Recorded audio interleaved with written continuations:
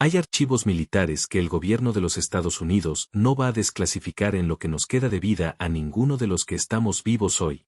No porque contengan secretos de armas o estrategias de guerra, sino porque contienen algo mucho más difícil de manejar que eso. Contienen la evidencia documentada de que en las islas del Pacífico Sur, durante la Segunda Guerra Mundial y después de ella, soldados de dos ejércitos enemigos dejaron de pelear entre sí porque encontraron algo que los aterrorizó a los dos por igual. Algo que no estaba en ningún mapa de inteligencia. Algo para lo que ningún entrenamiento militar los había preparado. Yo pasé 11 años intentando acceder a esos archivos. Bienvenidos a Noctaria RS. Me llamo Roberto Cienfuegos. Fui periodista de investigación durante 19 años, especializado en historia militar y fenómenos documentados que los gobiernos prefieren mantener en categorías de información restringida. He vivido en 4 países. He entrevistado a veteranos de 5 guerras distintas. He leído más documentos desclasificados que la mayoría de los historiadores académicos que conozco. Y nada de lo que encontré en toda mi carrera me preparó para lo que encontré en Guadalcanal. Esta historia empieza en 2009, cuando un veterano de 87 años me llamó desde un hospital en San Diego diciéndome que tenía algo que contarme antes de morir. Algo que había guardado 64 años. Algo que había jurado no contar y que ya no podía seguir callando porque el peso de ese silencio era demasiado para llevárselo a la tumba. Me dijo que lo que vio en esa isla en 1945 no era humano. Que medía más de 3 metros. Que tenía el cabello rojo y los ojos de un color que no existe en ninguna criatura que él hubiera visto antes o después. Y que el ejército de los Estados Unidos lo sabía desde el principio. Antes de contarles lo que el veterano me dijo, necesito darles contexto sobre Guadalcanal. Porque esta historia no empieza en 2009. Empieza en 1942, y tiene raíces mucho más antiguas que eso. Guadalcanal es la isla más grande del archipiélago de las Islas Salomón, en el Pacífico Sur. Para la mayoría de la gente que conoce algo de historia de la Segunda Guerra Mundial, el nombre evoca una de las batallas más brutales del conflicto en el Teatro del Pacífico. Entre agosto de 1942 y febrero de 1943, fuerzas estadounidenses y japonesas se enfrentaron en esa isla durante 6 meses en combates que dejaron decenas de miles de muertos de ambos lados. Lo que los libros de historia no cuentan es lo que ambos ejércitos encontraron en el interior de la isla. Guadalcanal tiene una geografía que en los mapas parece simple, pero en la realidad es extraordinariamente compleja. El interior de la isla está cubierto por selva tropical densa, húmeda, con una vegetación tan cerrada que la luz del sol no llega al suelo en amplias extensiones. Hay sistemas de cuevas naturales que los geólogos nunca han podido mapear completamente porque el terreno no lo permite. Hay zonas del interior a las que los habitantes locales, los melanesios que han vivido en esas islas por miles de años, simplemente no van. No porque no sepan cómo llegar, sino porque saben muy bien lo que hay ahí. Los primeros testimonios que encontré de encuentros con los seres que los locales llaman simplemente los antiguos no vienen de soldados estadounidenses ni japoneses. Vienen de relatos orales melanesios que los antropólogos europeos comenzaron a documentar a finales del siglo XIX. Relatos que describían, con una consistencia que no puede atribuirse a contagio cultural porque venían de comunidades que no tenían contacto entre sí, a seres de estatura extraordinaria que vivían en el interior de la tierra. Que salían por las noches a través de entradas ocultas en la roca. Que no eran hostiles si no se los molestaba. Que eran ferozmente protectores de ciertos territorios que consideraban propios. Que habían estado ahí mucho antes que ellos. Mucho antes que cualquier cosa que los melanesios pudieran recordar. Cuando los ejércitos llegaron en 1942, entraron a una isla que tenía sus propios habitantes. Y no me refiero a los melanesios. El veterano que me llamó desde San Diego se llamaba Walter Pruitt. Había servido como soldado de infantería en el primer batallón del primer regimiento de marines. Tenía 87 años cuando me llamó y su voz era la de alguien que ha cargado algo muy pesado durante demasiado tiempo y que finalmente lo va a poner en el suelo, aunque le cueste el último esfuerzo que le queda. Me dijo que lo que le voy a contar ocurrió en octubre de 1942, durante la fase más intensa de los combates en la isla.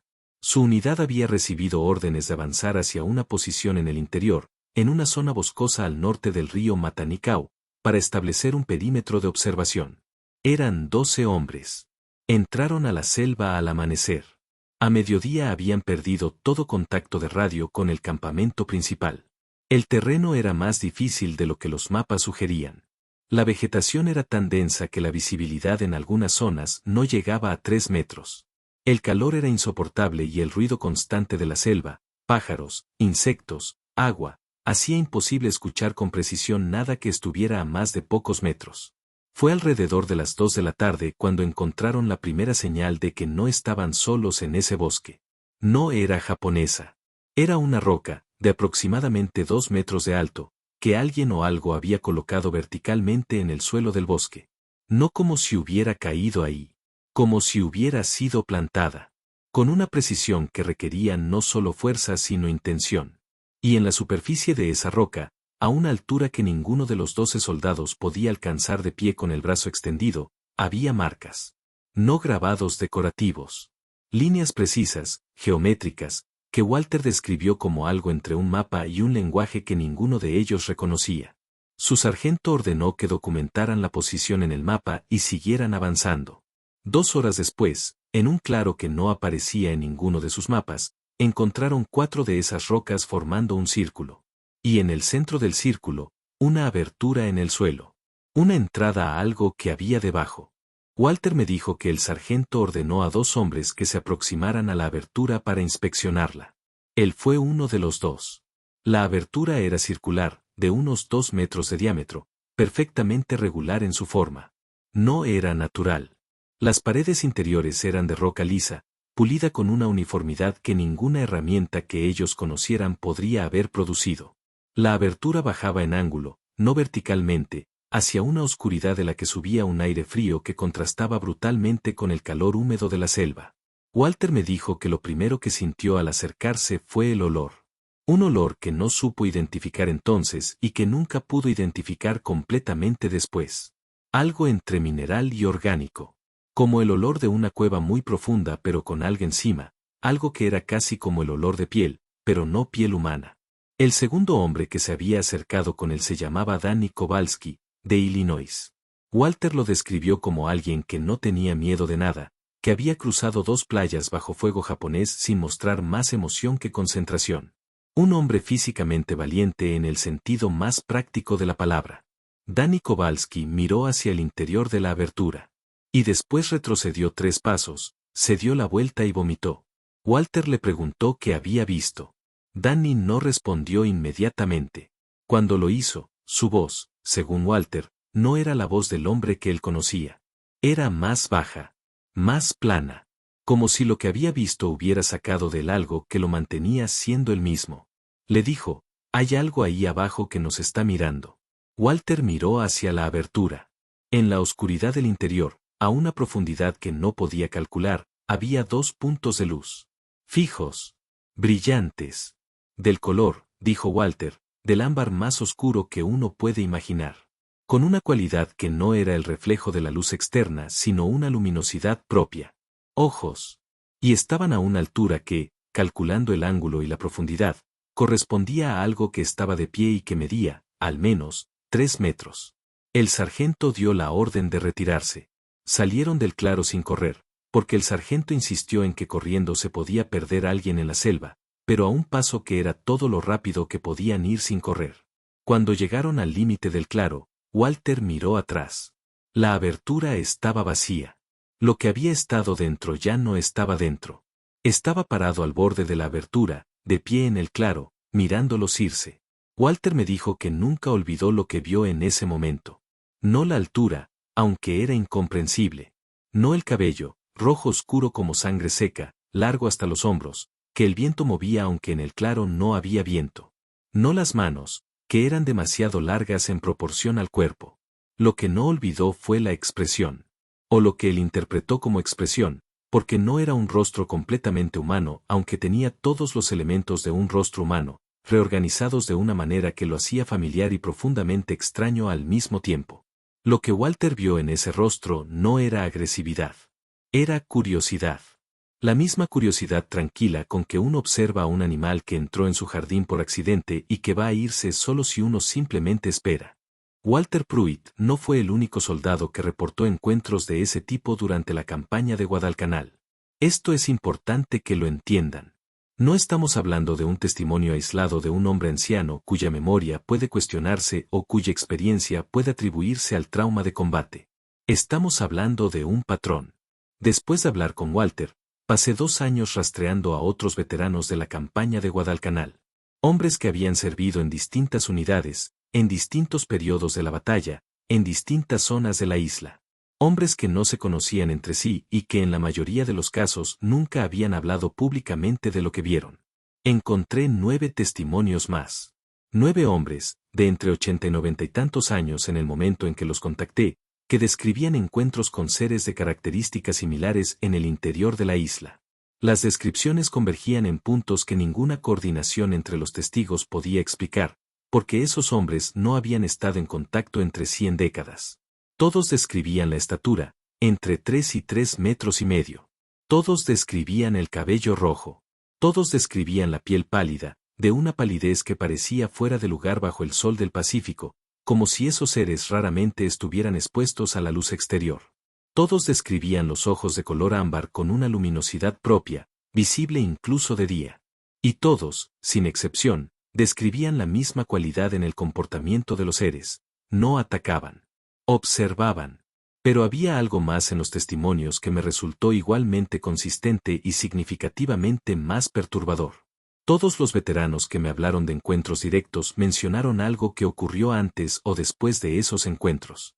Algo que ninguno de ellos había reportado a sus superiores porque sabían, sin que nadie se los dijera explícitamente, que reportarlo los hubiera llevado a un examen psiquiátrico y al final de sus carreras militares. Todos describían que en las noches que precedían a los encuentros, desde el suelo de la selva, a través de la tierra y la roca, subía una vibración. No un sonido exactamente. Algo que se sentía en los huesos más que en los oídos. Una frecuencia que interfería con el sueño, que generaba en algunos hombres sueños extraordinariamente vívidos de estar debajo de la tierra, en espacios enormes iluminados por una luz que no venía de ninguna fuente visible. Y varios de ellos, al describir esos sueños, usaban la misma palabra para describir lo que sentían dentro de ellos. Llamados. Decían que los sueños se sentían como una invitación. 3 de los 12 hombres de la unidad de Walter Pruitt no regresaron al campamento principal. El ejército los registró como bajas de combate. Walter me dijo que no los había visto morir. Los había visto caminar hacia el interior de la selva en la noche. Y no volver. En 2011, 2 años después de hablar con Walter, conseguí mi primer acceso real a documentación militar relacionada con Guadalcanal que iba más allá de los registros de batalla estándar.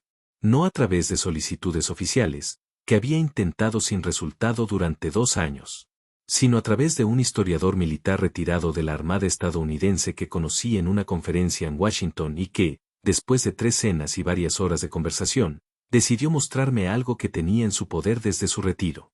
Fotocopias de memorandos internos del Cuerpo de Inteligencia Militar, fechados entre 1943 y 1947, clasificados originalmente como confidencial y que habían llegado a sus manos a través de un colega que murió en 1998 y que se los había pasado con instrucciones de que encontrara a alguien que supiera qué hacer con ellos. Los memorandos no eran completos. Faltaban páginas. Había secciones redactadas con tinta negra tan gruesa que era imposible leer nada debajo. Pero lo que quedaba visible era suficiente para que cualquier lector con sentido crítico entendiera que el ejército estadounidense sabía exactamente qué tipo de seres habitaban el interior de Guadalcanal. Y que lo sabía desde antes de iniciar la campaña. Uno de los memorandos, fechado en julio de 1942, un mes antes del inicio de la batalla, hacía referencia a un informe de inteligencia previo que catalogaba lo que llamaba entidades indígenas no hostiles de origen subterráneo en la zona de operaciones prevista. El documento recomendaba que las operaciones en el interior de la isla se limitaran a las zonas marcadas en un mapa adjunto que no estaba incluido en las fotocopias. Y establecía un protocolo claro para el caso de encuentros: no iniciar contacto, no disparar a menos que se recibiera agresión directa, retirarse de manera ordenada y reportar a través de canales de inteligencia, no de cadena de mando regular. No hostiles. Eso decía el documento. Pero también decía algo más que el historiador me señaló en nuestra tercera cena y que yo había pasado por alto en mis primeras lecturas. En una sección parcialmente redactada, el memorando mencionaba que las entidades habían establecido contacto previo con inteligencia aliada a través de intermediarios locales. Que ese contacto había producido, entre otras cosas, lo que el documento llamaba un acuerdo de no interferencia recíproca. Un acuerdo. El ejército de los Estados Unidos había llegado a un acuerdo con los seres que vivían debajo de Guadalcanal antes de poner un solo soldado en esa isla. Y aún así, 3 de los hombres de Walter Pruitt no habían regresado. Me pregunté cuántos más no habían regresado que los registros de bajas de combate jamás documentarían correctamente. Lo que encontré a continuación me tomó por sorpresa porque vino de donde menos lo esperaba. No de archivos militares. No de veteranos ancianos. Sino de un ingeniero de minas australiano de 52 años que encontré a través de un foro de Internet dedicado a fenómenos inexplicados en el Pacífico Sur y que, después de semanas de correspondencia, accedió a hablar conmigo por teléfono. Se llamaba Graham y había trabajado durante 6 años en proyectos de prospección minera en las Islas Salomón, incluyendo 2 años en Guadalcanal específicamente. Prospección de oro, me explicó, porque la geología del archipiélago sugería depósitos significativos en zonas que nunca habían sido explotadas comercialmente. Le pregunté por qué nunca habían sido explotadas. Me dijo que esa era exactamente la pregunta correcta. Las zonas de mayor potencial mineral en Guadalcanal, según los estudios geológicos que su empresa había realizado, estaban en el interior de la isla. En las mismas zonas que en los documentos militares de los años 40 estaban marcadas como fuera de límites. Las mismas zonas a las que los melanesios no iban. Su empresa había intentado iniciar operaciones en una de esas zonas en 2004. Las autoridades locales habían negado el permiso sin dar explicación detallada. La negativa venía de un nivel de gobierno inusualmente alto para una decisión de permisos mineros. Y venía acompañada de algo que Graham describió como una advertencia informal, comunicada a través de canales que no quedaron en ningún papel oficial, de que ciertas zonas del interior de Guadalcanal estaban sujetas a acuerdos internacionales de no explotación que no eran de conocimiento público. Acuerdos internacionales. Le pregunté con qué países u organismos. Me dijo que nadie se lo había precisado. Que cuando intentó obtener más información fue derivado de una oficina a otra, hasta que quedó claro que nadie iba a darle nada concreto y que lo más inteligente era dejar el tema. Lo dejó. Pero antes de irse de Guadalcanal en 2006, habló con un colega local, un geólogo de las Islas Salomón que había pasado años estudiando la formación de cuevas en el interior de la isla. Este colega le contó algo que Graham no había olvidado en todos los años que habían pasado desde entonces. Le dijo que el sistema de cuevas del interior de Guadalcanal no era natural en su totalidad. Que había secciones que la geología no podía explicar. Cámaras de dimensiones imposibles para formaciones kársticas naturales. Corredores de roca lisa con una uniformidad que ningún proceso erosivo natural producía. Y en ciertos puntos, cortes en la roca que su equipo había analizado con incredulidad durante días porque las marcas no correspondían a ninguna herramienta conocida. No explosivos, no perforadoras, no ningún proceso químico. Solo cortes limpios, perfectos, en roca de dureza 10 en la escala de Mohs. Roca que se corta como mantequilla, me dijo Graham, repitiendo las palabras del geólogo local. Como si quien lo hubiera hecho tuviera herramientas que nosotros no entendemos. O que nosotros todavía no tenemos. En 2013 viajé a Guadalcanal. No con credenciales de prensa, porque sabía que eso complicaría cualquier intento de llegar a las zonas que me interesaban. Fui como turista, con una historia de fondo preparada sobre investigación histórica de la Segunda Guerra Mundial, que era completamente creíble porque Guadalcanal recibe regularmente visitantes interesados en los sitios de la batalla. Pasé 2 semanas en la isla. La primera semana la dediqué a lo que mi historia de cobertura indicaba, visitar los sitios históricos, hablar con guías locales sobre la batalla, documentar lo que ya estaba documentado. Construir credibilidad local antes de hacer las preguntas que realmente había ido a hacer. En la segunda semana empecé a hablar con gente de las comunidades del interior. No fue fácil. Hay una desconfianza profunda, comprensible y completamente justificada dado todo lo que esas comunidades han experimentado con extranjeros a lo largo de su historia, hacia las personas que llegan con preguntas sobre los asuntos que ellos consideran sagrados o peligrosos o ambas cosas. Pero hay algo que cruza culturas y rompe desconfianzas mejor que cualquier credencial o explicación. La escucha genuina. El interés real. La disposición a sentarse y esperar y no apresurarse. A través de un guía que terminó convirtiéndose en algo parecido a un intermediario de confianza, llegué a hablar con un anciano de una comunidad en el interior que llevaba 80 y tantos años en esa isla y que había sido niño durante la batalla de 1942. Me dijo algo que no esperaba escuchar. Me dijo que los seres del interior habían estado en esa isla más tiempo del que ningún humano podía medir. Que su comunidad los conocía desde siempre. Que el conocimiento de su existencia era parte de la memoria colectiva de su pueblo de la misma manera que el conocimiento de los ríos o las estaciones. Pero me dijo algo más.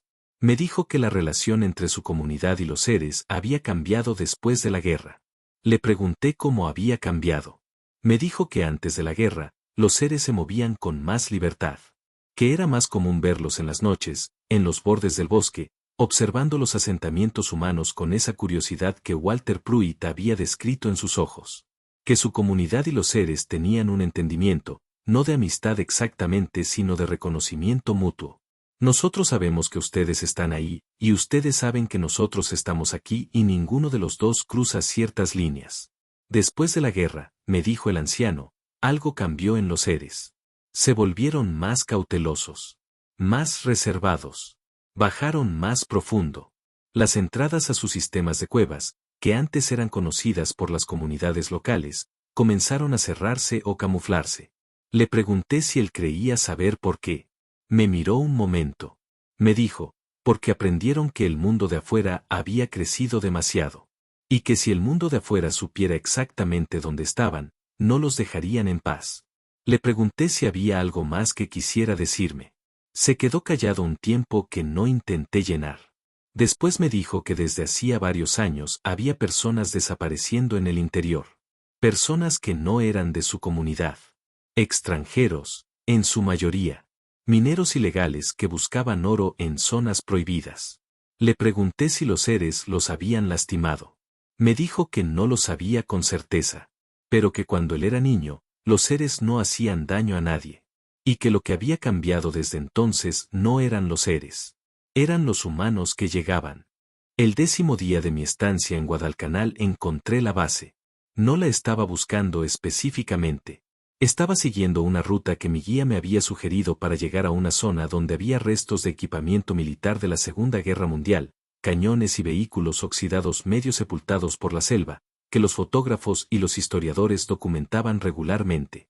En un punto del camino, en una zona que no estaba marcada en ninguno de los mapas turísticos que tenía, el terreno cambió. El cambio era sutil pero inconfundible para alguien que sabe leerlo.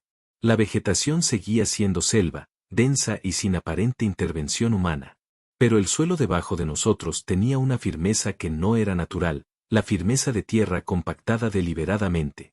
Y en algunos puntos, entre la vegetación, había lo que parecían ser estructuras de metal parcialmente cubiertas por enredaderas y musgo, del tipo de metal tratado específicamente para integrarse visualmente con el entorno y resistir la corrosión tropical. Mi guía me dijo que no debíamos seguir por ese camino. Le pregunté por qué. Me dijo que esa zona era conocida localmente como una zona donde era mejor no hacer preguntas.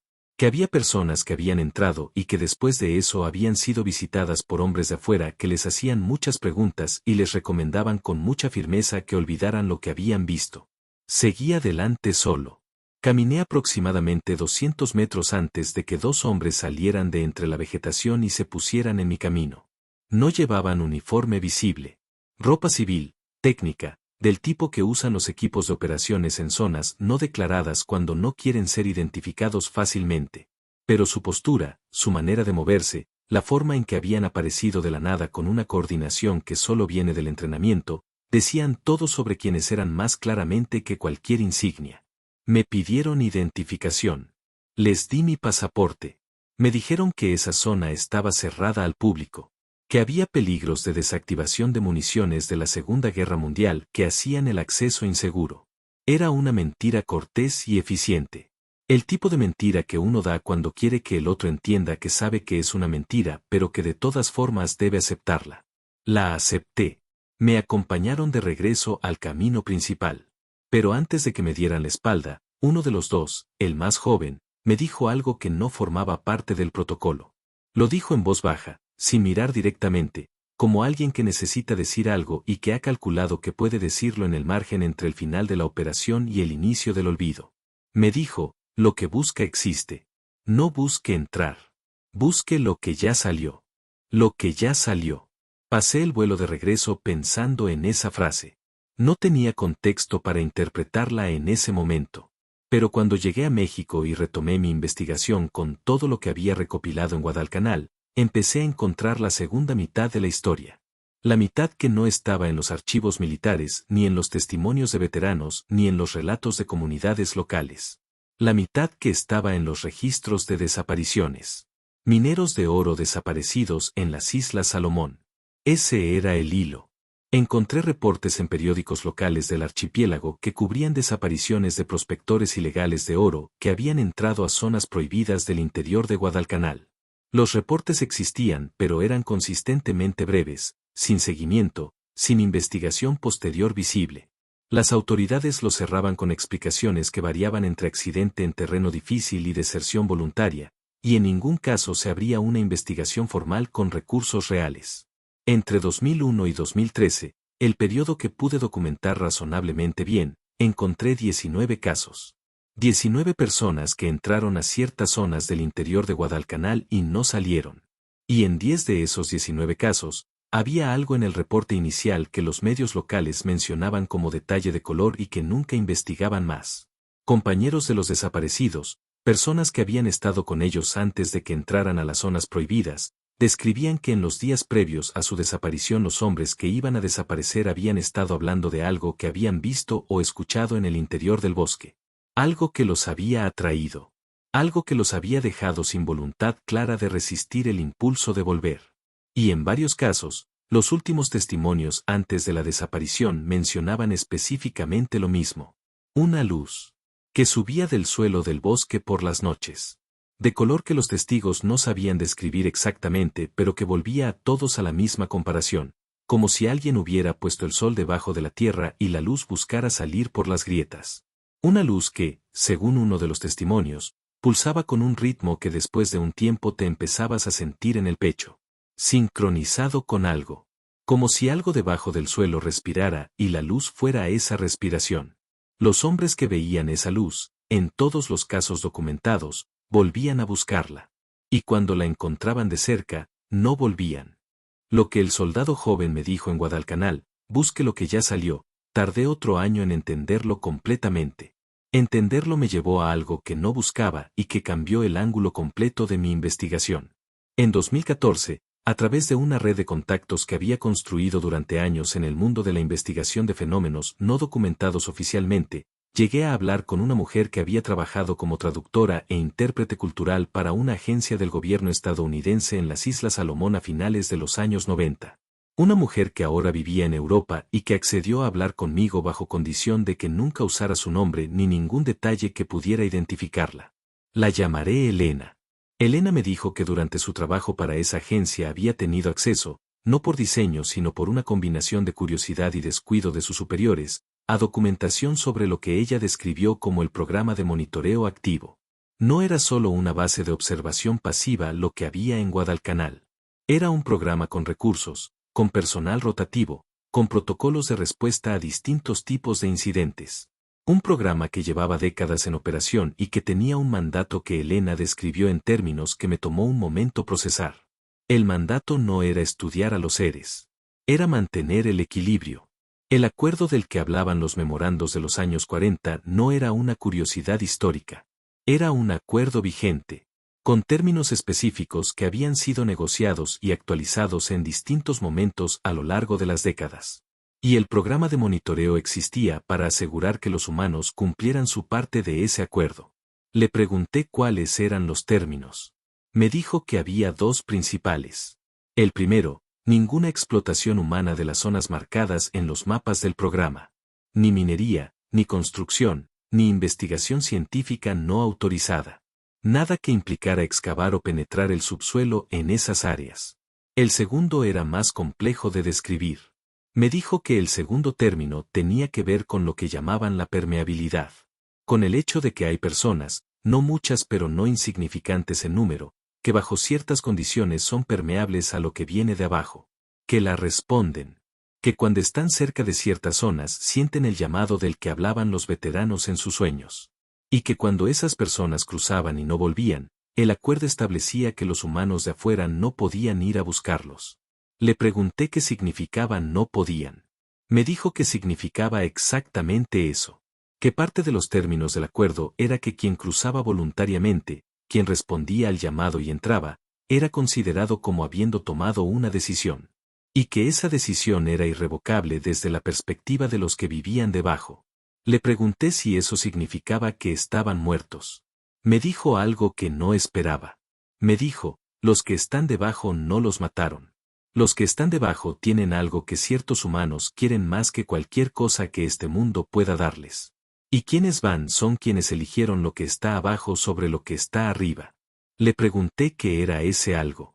Me dijo que no lo sabía con certeza, pero que en los documentos a los que había tenido acceso, la palabra que aparecía repetidamente para describir lo que los seres ofrecían a quienes cruzaban no era oro ni poder ni conocimiento.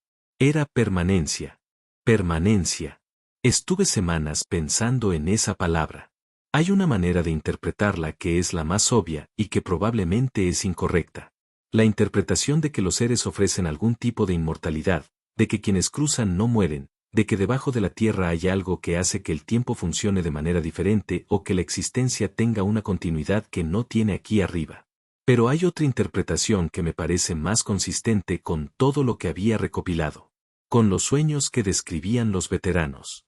Con la sensación de llamado. Con la luz que pulsaba como una respiración. Con la descripción del anciano melanesio de la curiosidad con que los seres observaban los asentamientos humanos. Los seres llevan ahí más tiempo del que la historia humana puede medir. Han visto civilizaciones aparecer y desaparecer sobre su cabeza. Han sido observadores de la condición humana durante un periodo que ninguno de nosotros puede comprender en términos reales. Y lo que ofrecen, tal vez, no es inmortalidad en el sentido biológico. Es la oportunidad de ser parte de algo que no va a desaparecer. De pertenecer a la única continuidad que ha sobrevivido todo lo que el tiempo ha traído a esa isla y a ese mundo. No sé si eso es algo deseable. No sé si es algo que cualquier ser humano razonable debería querer. Pero cuando me siento a pensar en los 19 mineros desaparecidos, en los 3 soldados de la unidad de Walter Pruitt que se fueron caminando hacia la selva en la noche, en las personas a lo largo de décadas que respondieron al llamado y no volvieron, no puedo decir con certeza que lo que eligieron fue una pérdida. Solo puedo decir que no sé lo suficiente para juzgarlo. Y eso, en sí mismo, es una de las cosas más inquietantes que he encontrado en toda mi carrera. Que hay una parte de la historia humana que se desarrolla debajo del suelo, en la oscuridad iluminada por una luz que pulsa como respiración, y que nosotros no sabemos nada de ella excepto los fragmentos que los que se quedan arriba pueden documentar. Que hay un acuerdo vigente que gobierna la relación entre ese mundo de abajo y el nuestro.